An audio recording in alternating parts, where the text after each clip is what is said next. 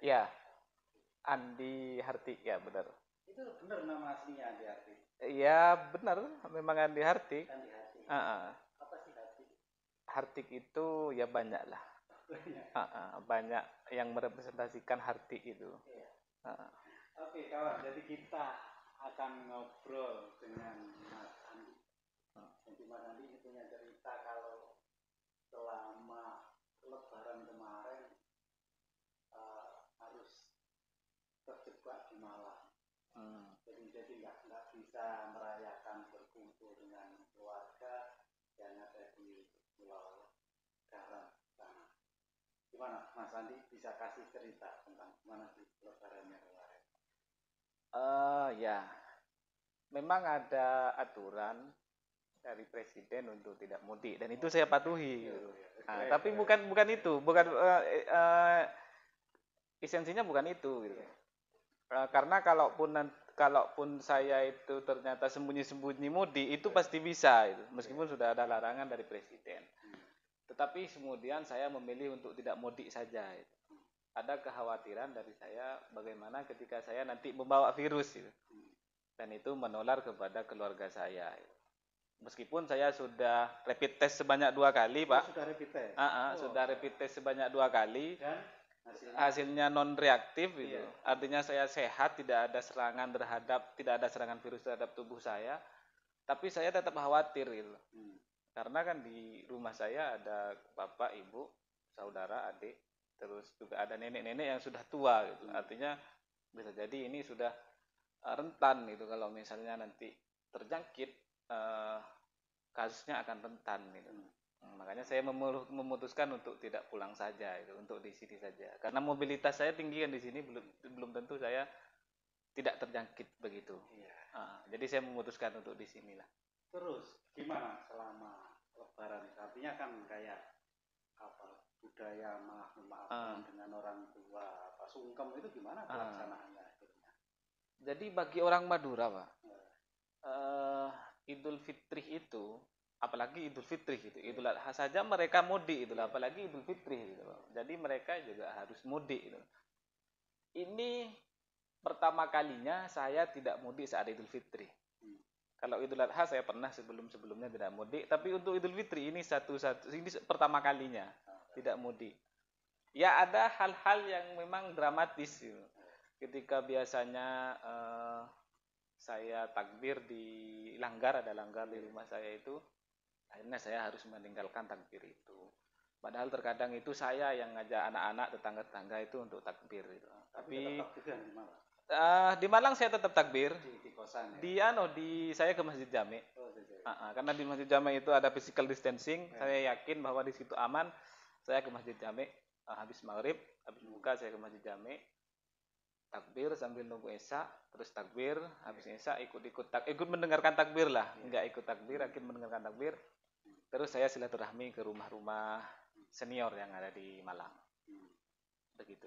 Terus berarti belum sempat belum sempat sungkem, belum sempat minta maaf. Selama bulan Ramadan orang tuaku sering nelpon, video call lah. Ya, orang tuaku sering video call saat buka puasa, video call saat sahur video call. Dan saya sudah mengatakan sejak awal bahwa kemungkinan itu di Idul Fitri ini saya tidak pulang. Meskipun pada akhirnya alot juga negosiasi saya dengan orang tua, akhirnya saya menjelaskan bahwa ada pandemi corona, akhirnya orang tua saya memaklumi. Akhirnya ya sudah, zakat fitrahmu saya bayarkan di sini, dan kamu baik-baik saja di sana. Begitu. Idul Fitri tetap dilakukan secara online tadi ya, lewat telepon. Ya. Jadi setelah saya sholat Idul Fitri di Masjid Jami, karena sekalian saya liputan gitu, ngambil foto, motret foto. Keren, hari raya tetap liputan. Tetap liputan, saya juga hunting foto. Setelah hunting foto, akhirnya saya video call sama orang-orang di rumah. Banyak orang-orang di rumah, tetangga-tetangga, saudara-saudara, terus teman-teman yang seharusnya ngumpul saat bulan Idul Fitri itu tidak bisa kumpul, saya video call. Jadi ternyata sama. Ya. Harus video call. Ya, video call. Ini setelah Idul Fitri itu hari-harimu kamu siapa selama ini Lebaran baru dari Lebaran ke berapa sekarang? 1, 2, Sekarang lebaran keempat. 2 ke-4. Heeh. Apa? Ide siapa selama di Malang? Ya, karena saya di Malang itu aktivitas saya liputan, saya isi dengan liputan gitu loh. Karena sesungguhnya sebagai wartawan itu tidak ada liburnya gitu loh. Tapi bisa jadi libur terus. Gitu. Artinya tidak tentu lah libur dan masuknya itu kapan gitu. Tapi karena sekarang pandemi banyak informasi yang menarik gitu loh. Banyak informasi-informasi yang harus diketahui oleh publik, maka ya saya mengabdikan diri untuk memberikan informasi kepada publik itu.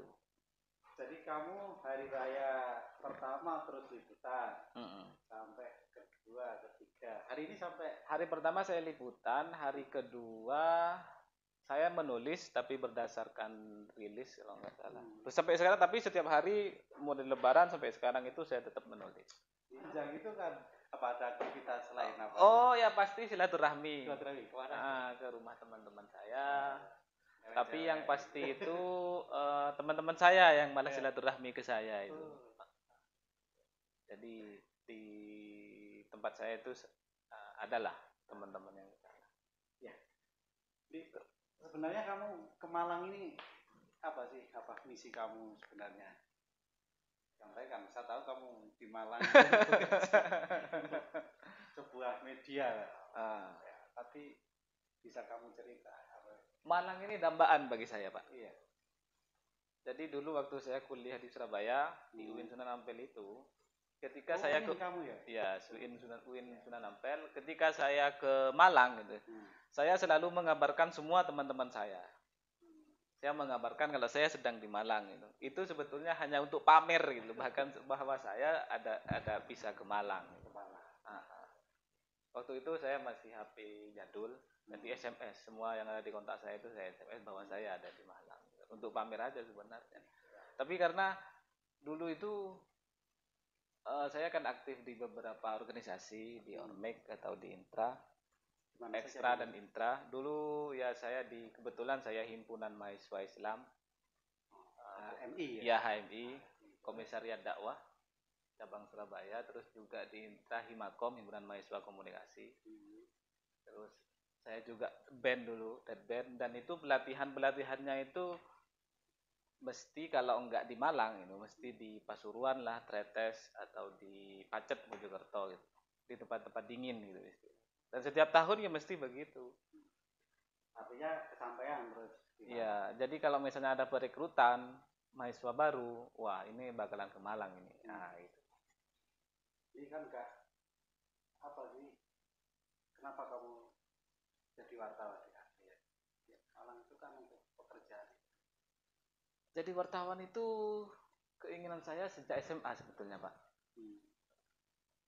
Karena saya ingin jadi wartawan dulu. Mengapa? Karena saya membaca koran dan waktu itu saya pengen tulisan saya yang dibaca oleh banyak orang. Jadi waktu di pondok itu saya melihat anak-anak waktu itu korannya itu satu gitu, untuk pondok itu satu, ditaruh di kayak mading itu apa itu namanya? Papan mading lah. Ditempelkan di situ dan itu bergerombol orang-orang itu, santri-santri itu bergerombol lihat waktu itu, dan bahkan kalau misalnya pas rame itu ada yang ngantri sampai di belakang. Dan itu loh ini tulisan banyak yang baca gitu. Pada waktu itu saya kepikiran loh bagaimana kalau misalnya saya bisa menulis kayak gitu dan dibaca oleh orang sebanyak ini. Ini hanya di pondok misalnya, bagaimana di tempat-tempat lain banyak orang yang membaca. Akhirnya selain tulisan saya nanti dibaca gitu, otomatis saya juga dengan tersendirinya update dengan informasi. Itu yang mendorong saya untuk menjadi wartawan. Pondok mana nih? Pernah pondok ya? Saya di Anokoya. Daerah Lubangsa. Itu di mana? Di Gulu-Gulu. Sumenep ya? Sumenep ya. Gulu-Gulu Sumenep. Ya. Jadi ada aktivitas lain nih selain jadi wartawan? Saya kuliah lagi sekarang, Pak. Kuliah. Ya di Magister Ilmu Komunikasi Universitas Brawijaya. Apa yang mendorong kamu kok? Sebenarnya kan jadi wartawan, tapi kan sudah punya pekerjaan. Kuliah. Karena menjadi wartawan memicu saya untuk terus mengetahui banyak hal gitu, Pak. Jadi ya karena memang wartawan itu harus mengetahui banyak hal. Gitu. Itu yang membuat saya akhirnya terus belajar hingga akhirnya muncul keinginan untuk kuliah S2. Nah, saya awal menjadi wartawan di Pasuruan itu loh. Kemudian saya mengincar bagaimana saya bisa ke Malang. Karena Malang itu sudah menjadi dambaan awal. Akhirnya saya bekerja di kompas.com di Radar Bromo dulu di Pasuruan. Terus sempat di Times Indonesia, terus ke kompas.com di Pasuruan. Akhirnya kompas.com saya dipindah ke Malang. Nah, ketika ada kesempatan untuk pindah ke Malang itu saya buat kesempatan untuk mengembangkan diri. Dan Brawijaya sedang memang saya incer waktu itu. Saya bakal kuliah di sini nanti. Nah, di dalam pikiran itu saya begitu. Jadi semenjak saya kuliah ke Malang, upaya saya bagaimana saya bisa liputan ke Brawijaya. Dan keturutan saya kuliah S2 di Brawijaya. Meskipun sempat berkeinginan untuk kuliah ke Jerman. Pengen kuliahnya di Jerman. Iya. Tapi alhamdulillah kuliahnya di Brawijaya. Inginnya di Jerman, tapi alhamdulillah di Brawijaya. Apa nih semangat yang membuat kamu terus belajar? Terus belajar. Sebetulnya saya yang penasaran itu adalah hukum. Waktu saya pertama kali jadi wartawan, saya sangat kebingungan ketika meliput hal-hal yang berkaitan dengan hukum, terutama hukum peradilan. Itu saya sempat bingung, apalagi perdata. Itu saya sempat bingung. Saya sempat penasaran hukum, tapi kemudian saya berpikir kalau saya kuliah hukum, saya sulit mengejarnya itu, karena saya S1-nya ilmu komunikasi. Akhirnya saya sempat berkeinginan untuk politik, karena saya juga tertarik dengan politik. Tapi pada akhirnya saya pikir saya tidak akan linear nanti kan. Kemudian saya lihat bahwa ada penjurusan itu komunikasi politik. Oh, ini kesempatan saya. Akhirnya saya ngambil magister ilmu komunikasi yang konsentrasinya komunikasi politik. Tapi tetap linear kan ilmu komunikasi. Semester berapa? Semester 2. Terus nanti pasca itu? Ya sekarang maksudnya ada apa ya? Ada pandangan ke depan. Planning gitu lah. Iya, planning ke depan. Planning saya sebetulnya tidak terukur, Pak. Tidak terukur. Saya bayarnya mahal itu. Satu semester 10 juta gitu. Tapi saya tidak mempunyai planning yang terukur setelah kuliah saya itu bakal kemana gitu. Tapi prinsip saya itu adalah bahwa mencari ilmu itu tiada hentinya. Itu sebagai seorang muslim, menuntut ilmu itu adalah sebuah kewajiban. Dalam sebuah hadis itu, utlubul ilmah minal mahdih ilal lahdih. Jadi tuntutlah ilmu, carilah ilmu itu dari buayan sampai akhirnya liang lahat. Artinya apa? Dari lahir gitu, sampai mati, sampai meninggal, itu harus ada kewajiban untuk tetap terus mencari ilmu. Nah, itu yang membuat saya akhirnya terpicu untuk terus mengetahui banyak hal. Terus ya banyak hal lah. Kalau sebagai seorang muslim banyak hal yang banyak hal perintah-perintah, hadis-hadis yang mewajibkan untuk menuntut ilmu. Bahkan dilanjut ini hadis. Lanjut. Oh iya, ada sebuah hadis juga sebetulnya. Dikumpulkan itu. Man aradad dunya fa alaihi bil ilmi, man aradal akhirah fa alaihi bil ilmi, wa man aradahuma fa alaihi bil ilmi. Jadi barang siapa yang menghendaki dunia maka dengan ilmu. Menghendaki akhirat juga dengan ilmu. Menghendaki keduanya juga dengan ilmu. Artinya apa? Ya ilmu dan ilmu. Tapi memang saya sadari bahwa untuk mencari ilmu itu tidak hanya di bangku formal, kuliah atau sekolah. Itu banyak hal ilmu itu didapat.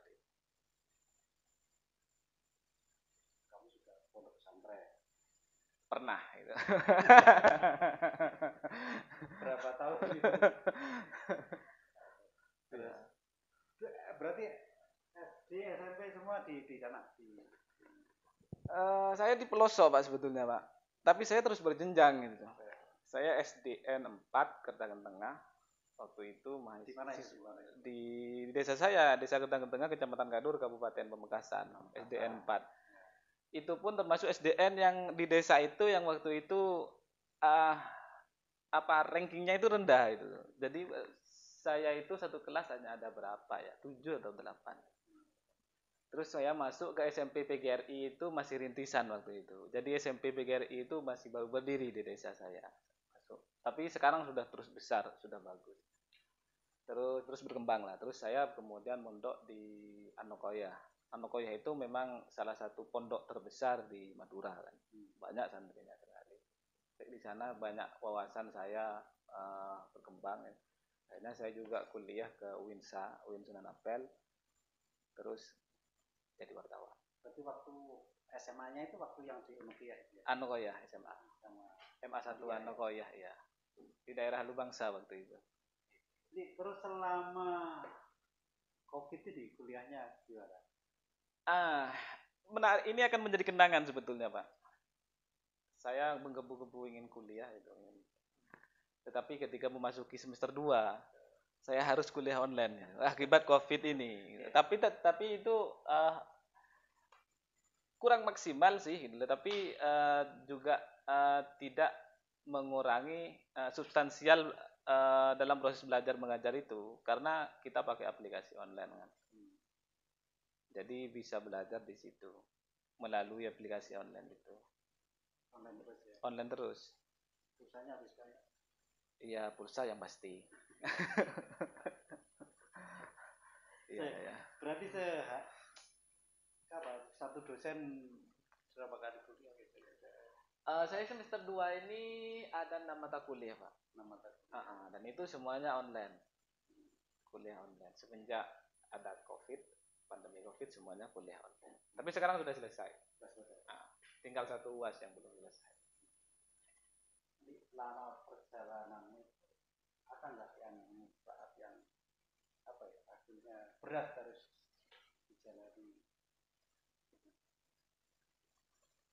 Atau kamu pandang itu berjalan linear biasa-biasa saja, atau memang ada hal yang harus begini Pak, jadi kalau tantangan terbesar itu kalau saya itu saat masih kuliah itu sebetulnya, karena saya itu sebetulnya berasal dari keluarga petani miskin ya. Jadi orang tuaku itu sempat mau menyerah waktu saya masih kuliah itu. Karena tidak ada uang untuk dikirim ke saya. Sampai akhirnya saya pernah itu sehari itu makan gorengan telo 2 itu. Tapi masih bisa bertahan lah. Saya juga pernah kehabisan uang. Akhirnya saya minta jagung yang sudah digiling itu ke teman, karena itu cuma adanya itu. Saya ya udah, saya minta beras sebetulnya tapi nggak ada, hanya itu yang ada. Akhirnya saya bawa waktu kuliah ya. Waktu kuliah saya waktu kuliah itu juga sempat tidak punya kosan, terus jadi pindah-pindah, umpang-umpang. Saya juga pernah ke masjid atau ke teman? Enggak, ke teman. Iya, ya? pindah-pindah. Jadi misalnya 3 hari di sini, 3 hari di sana, nyuci di sini, nanti sore diambil pindah ke sana. Berapa lama itu? Sekitar 1 bulan atau 2 bulan. Dan saya sangat berterima kasih itu kepada teman yang saya itu. Jadi karena memang kehabisan bekal waktu itu. Ya daripada uang itu dibuat ngekos itu, lebih baik dibuat makan aja.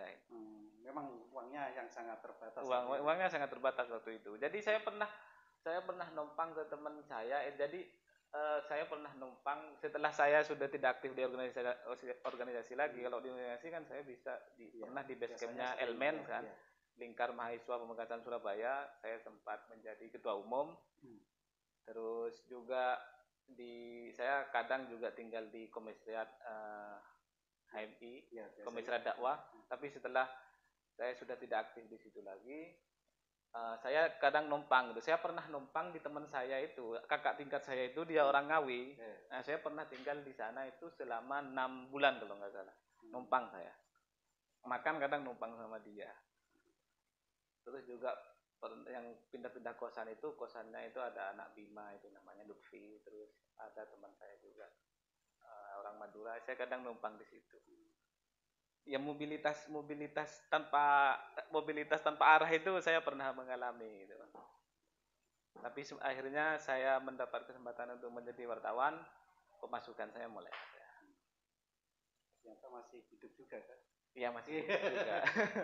Tapi sebetulnya waktu itu akhir-akhir itu menjelang wisuda, saya sudah mendapat pemasukan karena saya ikut survei waktu itu, Lakpesdam. Oh bukan Lakpesdam, Pusdeham. Oh Pusdeham ya. Pusat Studi Hukum dan HAM miliknya UNER. Saya ikut survei, mulai dapat masukan. Itu survei untuk Pileg 2014. Saya kemana-mana itu, ke Solo, ke Bengkulu, ke Jakarta, ke Banten, semua saya kelilingi. Bengkulu semua saya kunjungi. Itu yang nggak enaknya. Terus ada raihan yang menurut kamu ya belum bisa dikatakan puncak, tapi ya itu kamu anggap sesuatu yang apa ya? Kamu anggap sesuatu yang luar biasa dalam hidupmu, ada apa itu? Belum ada, Pak. Belum ada. Jadi saya akan masih terus mencari. Masih terus mencari lah. Tapi menjadi keluarga besar dari menjadi wartawan lah, itu sudah menjadi kebanggaan, karena itu memang keinginan saya. Terus saya jadi wartawan, sekarang kerja di kompas.com, itu sudah menjadi kebanggaan bagi saya. Kalau keluarga mendukung dengan profesi keluarga? Karena keluarga saya itu jujur, ibu saya itu lulusan SD, ayah saya itu nggak lulus, nggak punya ijazah SD lah, nggak punya ijazah. Dulu sekolah madrasah ibtidaiyah tapi nggak selesai. Ya dia tahu sedikit tentang dunia wartawan itu ketika saya ceritakan. Ya dia mendukung saja. Jadi kebanggaan. Ya namanya anak jadi kebanggaan. Oke, ini apa ya? Kita biasa liku-likunya, sedihnya. Ya mungkin apa ya? Ada banyak lah yang jadi bahan pelajaran.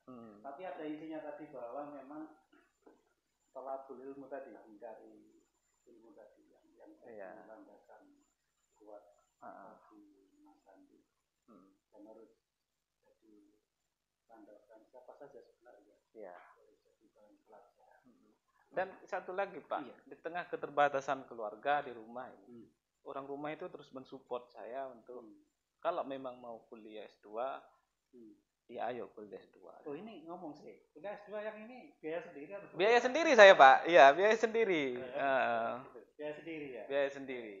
Ya, keren berarti. Iya. Jadi sebenarnya bukan masalah pendapatan wartawan, tetapi gimana wartawan itu bisa mengelola uangnya itu. Iya, keuangan. Mengelola keuangan, apalagi kan masih mempersiapkan masa depan Pak. Tapi saya yakin, optimis bahwa segalanya akan baik-baik saja gitu. Dengan ilmu tentunya Pak. Jadi kita kalau ngomong terus memang sakit lah, kita lanjutkan aja lah. Kalau sekarang urusan pribadi sudah ada yang nyantol di bawah. Ada sebenarnya. Yang masalah pribadi. Kalau nanti aku bilang ada ternyata nggak jadi gimana? Ya. Namanya nanti kalau progres terakhir banyak ada yang nyantol. Sudah ada yang nyantol itu Pak. Gimana nyantolnya? Jadi waktu kecil memang sempat cinta monyet. Kita coba tak betulkan dulu ya. Oh ya. Terus. Mana Pak saya yang betulkan Pak? Jadi waktu kecil sempat cinta monyet, terpisah ketika mencari ilmu masing-masing mencari ilmu dengan mondok terus kuliah, dan akhirnya dipertemukan lagi 3 tahun atau 4 tahun yang lalu. Sampai sekarang masih komitmen.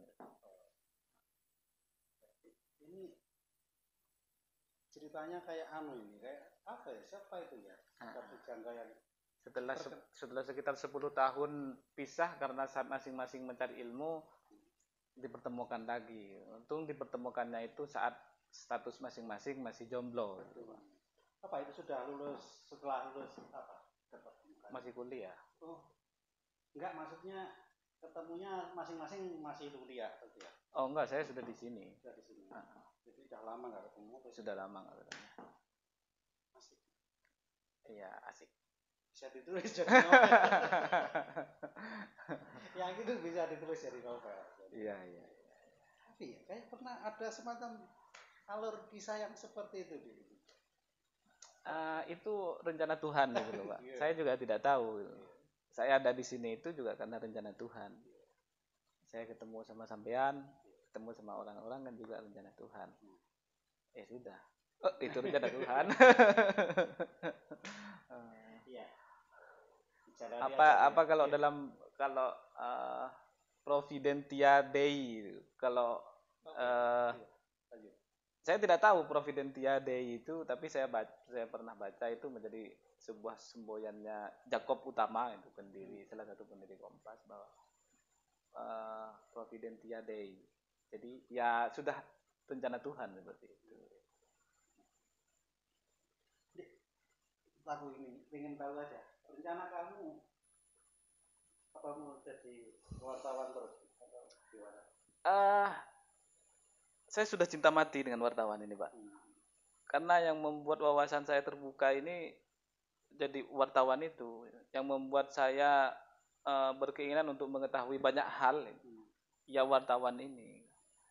Jadi sulit untuk melepas status wartawan ini. Kalau ada alternatif profesi kira-kira apa? Saya masih belum mempertimbangkan, tapi kalau saat ini saya masih belum ingin melepas status saya sebagai wartawan. Mencukupi kehidupanmu dari profesi? Cukup tidak cukup itu kan relatif gitu loh, Pak. Iya, kalau misalnya kita syukuri ya apapun ya cukup aja.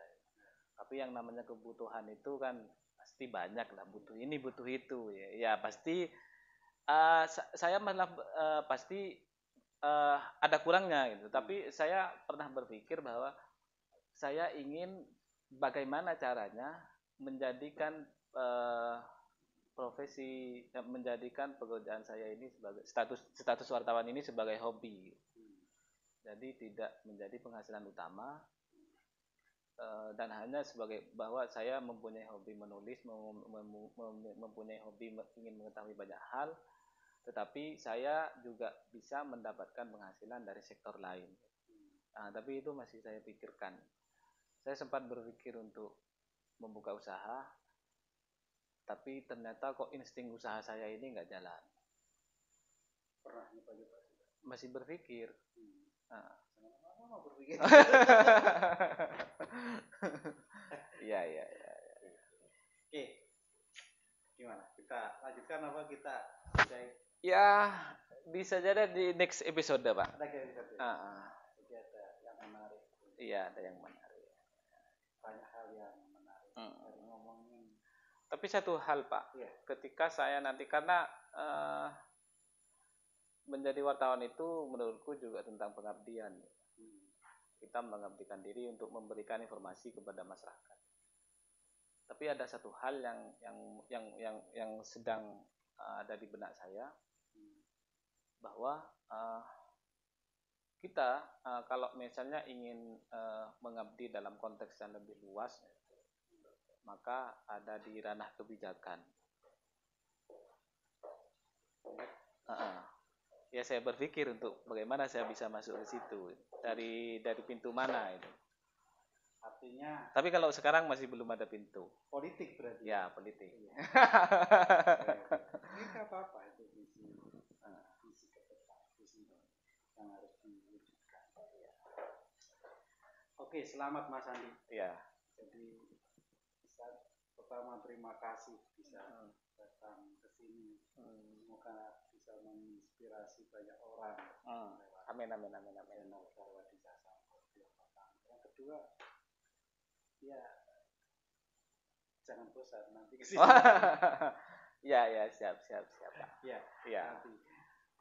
Oke, kawan. Jadi itu yang bisa kita obrolkan dengan Mas Andi.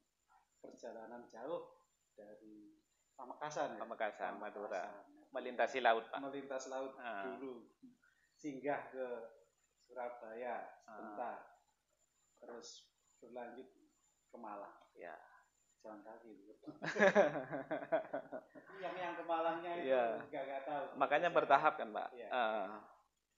Liku-liku yang cukup menarik dilalui Mas Andi, dan segala optimismenya akan terus menjalankan kehidupan ini.